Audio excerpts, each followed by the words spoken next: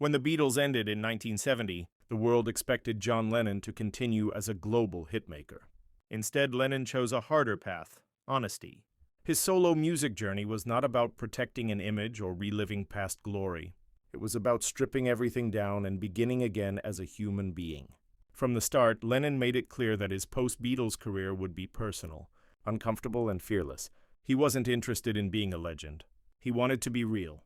That intention burst into the world with John Lennon Plastic Ono Band in 1970. The album sounded nothing like the Beatles. There were no lush harmonies or studio polish, only raw emotion. Songs like Mother, Working Class Hero, and God confronted abandonment, class struggle, and the collapse of belief in idols, including the Beatles themselves. Lennon's voice cracked, screamed, and whispered, making listeners feel as if they were witnessing his inner reckoning. This was not music seeking approval. It was music demanding truth. In 1971, Lennon followed this intensity with Imagine, an album that balanced vulnerability with vision. The title track became one of the most powerful peace anthems ever written, imagining a world without war, borders, or division. Yet Imagine was not gentle escapism. Songs like Gimme Some Truth attacked political hypocrisy, while How Do You Sleep revealed lingering anger from the Beatles' breakup.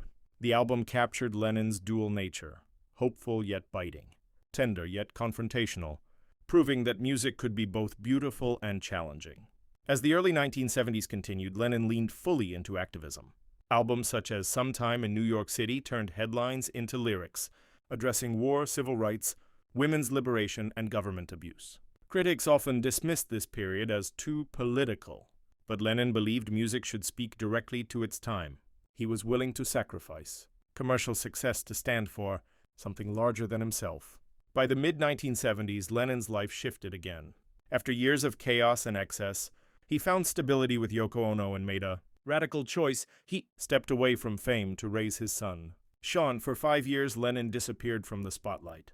When he returned in 1980 with Double Fantasy, the change was clear. The anger had softened, replaced by gratitude and renewal.